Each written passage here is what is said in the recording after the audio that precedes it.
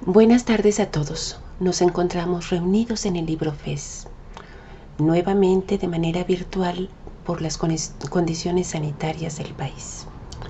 Pero estas no detienen el trabajo de la universidad. Estas condiciones sanitarias no detienen la producción editorial de nuestra universidad. Así que nuevamente estamos reunidos de manera virtual para hacer la presentación de un libro. En esta ocasión vamos a hablar del libro Gestión y análisis de los fenómenos en las organizaciones.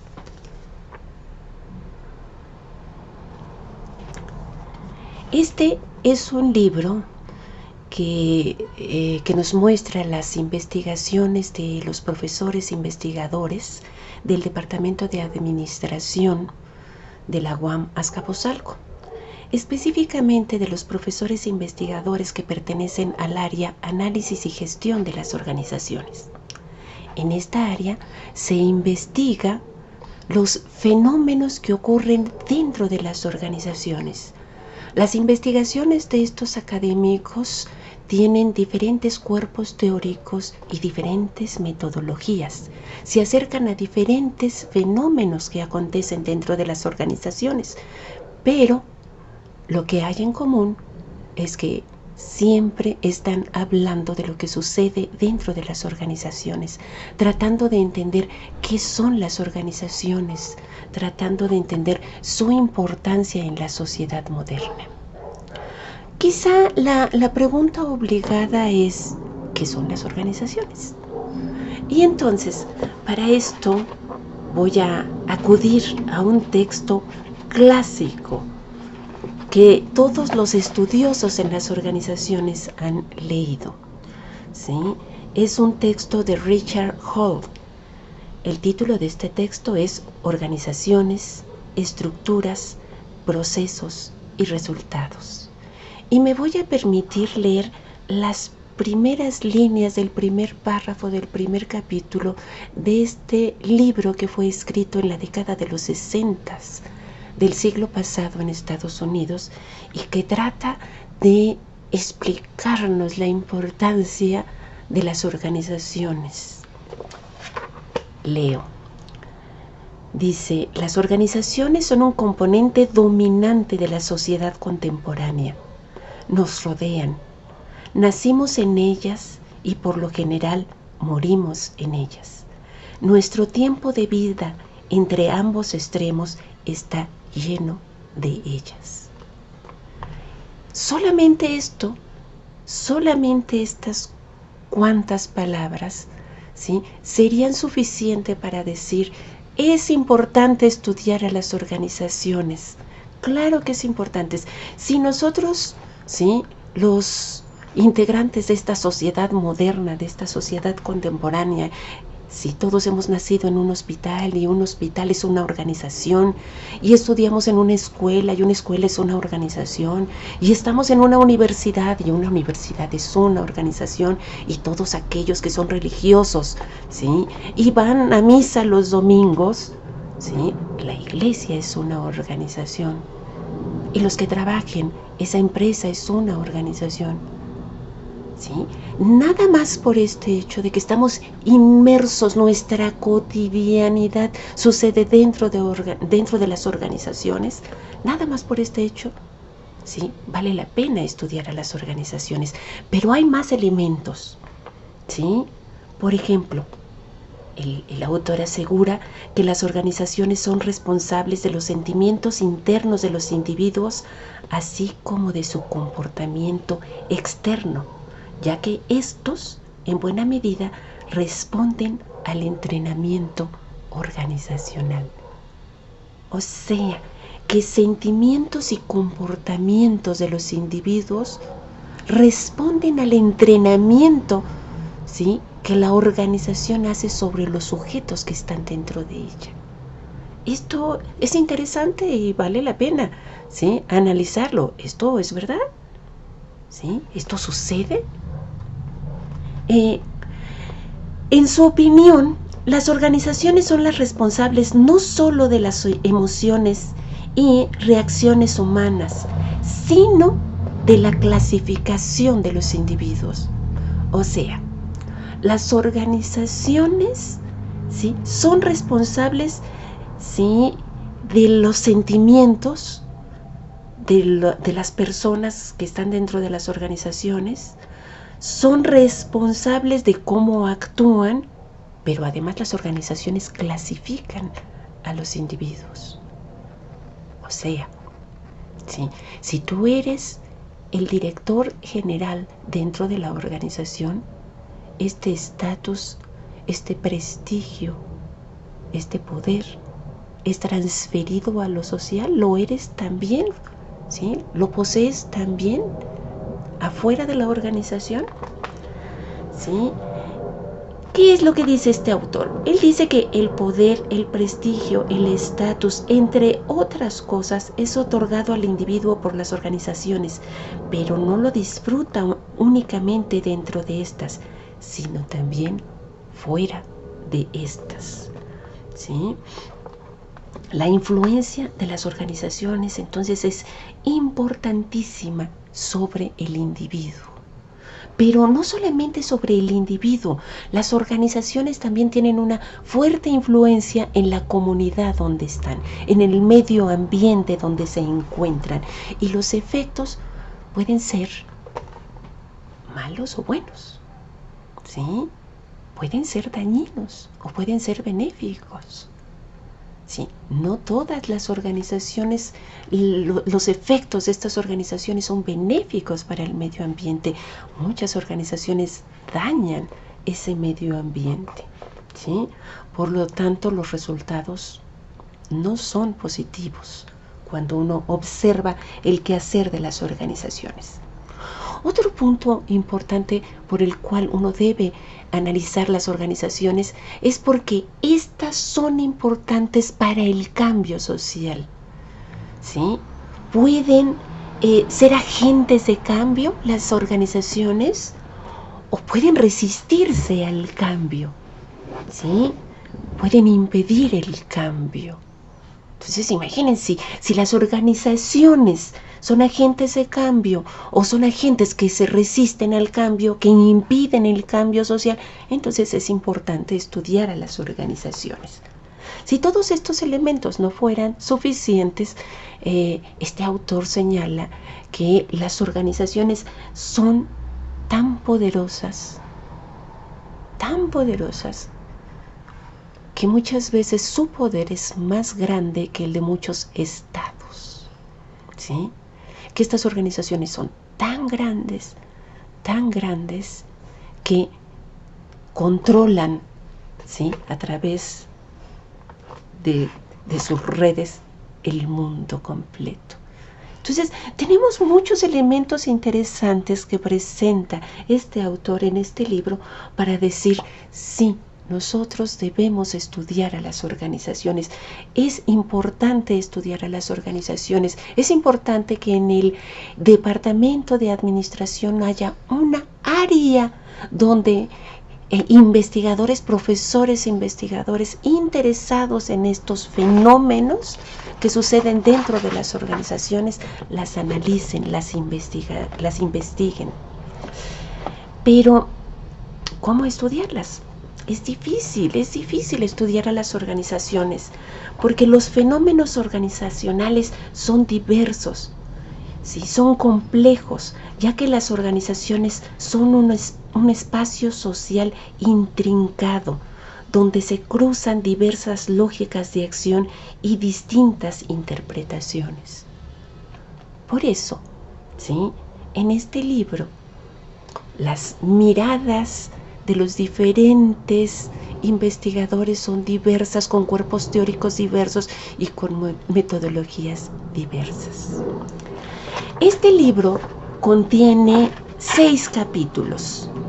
En cada uno de estos capítulos, ¿sí?, hay un profesor investigador de esta área, del área análisis y gestión de las organizaciones.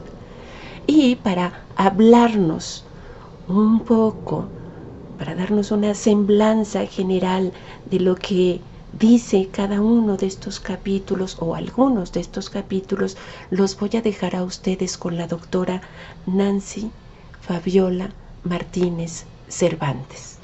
Ella nos va a hablar sobre los capítulos de este libro, Gestión y Análisis de los Fenómenos Organizacionales. ¿Sí? Antes de terminar, quisiera señalar que este libro se terminó de escribir antes de la pandemia, pero su producción editorial se hizo durante la pandemia. Muestra de que la universidad no se detiene. La universidad sigue presente. ¿Sí? Muchas gracias. Los dejo con la doctora Nancy Fabiola Martínez Cervantes. Gracias. Muy buenas tardes a todos y a todas. El día de hoy conversaré con ustedes sobre algunos de los capítulos que conforman el libro Gestión y Análisis de los Fenómenos en las Organizaciones, cuya coordinadora es la doctora Elvia Espinosa Infante, jefa del área de Análisis y Gestión de las Organizaciones, espacio de investigación perteneciente al Departamento de Administración. Los capítulos que el día de hoy platicaré muy brevemente forman parte de este texto, y el primero de ellos es el que se denomina Administración y Gestión, Fenómenos Organizacionales en el Eje del Discurso Social. Los autores de este texto son Antonio Elías Aruro Osorio y Rafael Martínez Arenas. Este capítulo es un capítulo muy interesante porque tiene como objetivo comprender y al mismo tiempo debatir sobre dos conceptos que se suelen utilizar de manera arbitraria y casi de manera similar. Son los conceptos de administración y gestión. Y para ello, para poder hacer esta discusión, los autores retomarán la propuesta teórica metodológica de Foucault y también tratarán de ir edificando esta argumentación a partir del análisis del discurso, el orden y las verdades. Para los autores, la administración está centrada en este ámbito de las herramientas funcionales que conforman y estructuran a las propias organizaciones, mientras que la gestión alude a una serie de ideas, valores, doctrinas propias del poder de la organización. Y a partir de estas ideas se busca dar legitimidad a la función administrativa.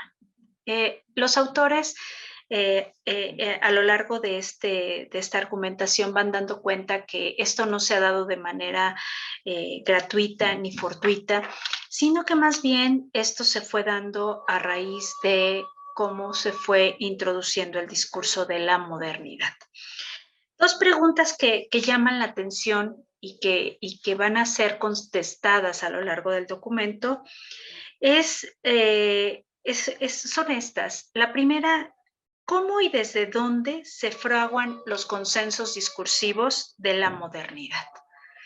Y la segunda es cómo este discurso administrativo y gestionario tiene su propia genealogía y al mismo tiempo logra una inteligibilidad dentro de la modernidad.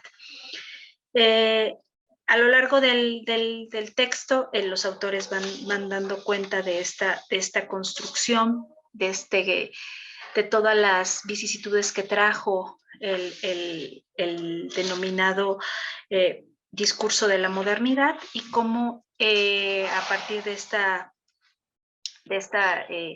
interpretación ellos van construyendo esta diferenciación entre administración y gestión.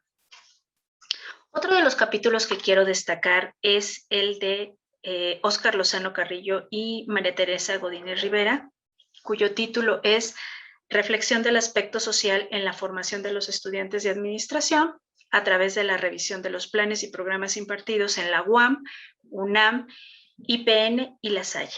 los autores de este capítulo hacen una revisión de la malla curricular de los planes de estudio de la carrera de administración y lo que buscan es buscar qué materias están referenciando el aspecto social de la formación.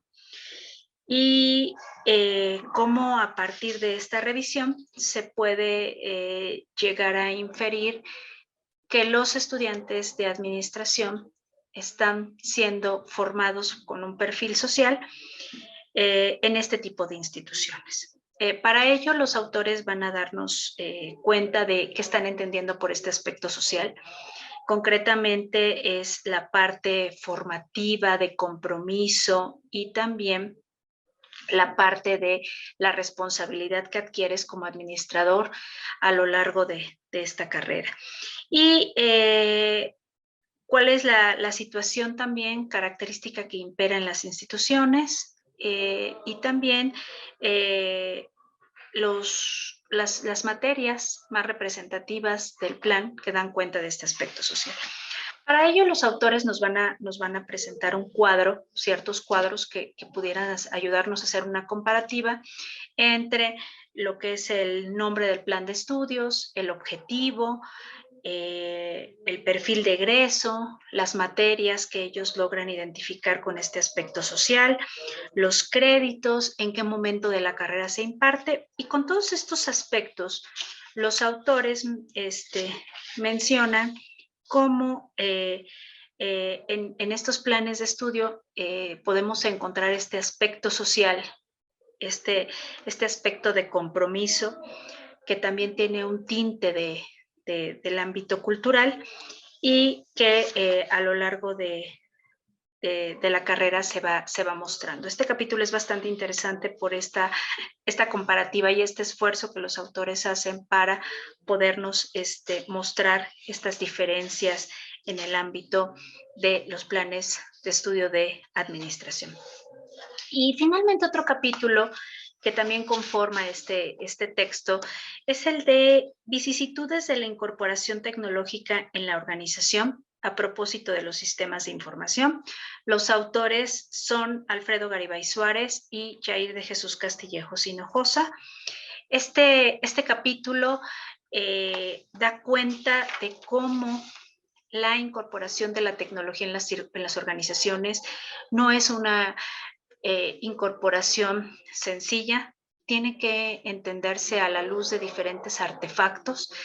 El artefacto exprofeso que los autores utilizan son los sistemas de información y para poder entender esta incorporación, ellos utilizan 3 dimensiones que vale la pena considerar en esta incorporación. Es la dimensión técnica, la dimensión organizativa y la dimensión ideológico-cultural. Y a partir de estas dimensiones, los autores van a reconocer las diferentes fricciones o las problemáticas que al interior de las organizaciones se pueden dar con esta incorporación, porque también el uso y el alcance de la tecnología en la organización es diferenciado. Otro aspecto que llama la atención de este capítulo es cómo los autores reconocen esta confrontación y no por el ámbito negativo que pudiera llegar a ser, sino la diferencia que existe cuando una tecnología es incorporada versus cuando las tecnologías son apropiadas. Entonces, estos aspectos son verdaderamente relevantes considerar, porque también las propias tecnologías, hacen mención los autores, son administradas de distinta manera, ¿no? Ya sea porque son tecnologías propias o que fueron tecnologías adquiridas. Esto hace que la propia relación de la tecnología alrededor de la organización tenga una connotación distinta. Yo los invito y de verdad los exhorto a que puedan leer este texto, en donde de una manera muy heterogénea los autores de este documento nos dan un recuento de lo que son las organizaciones y las diferentes aristas que podemos tener sobre las mismas. Muchísimas gracias y que tengan un excelente día.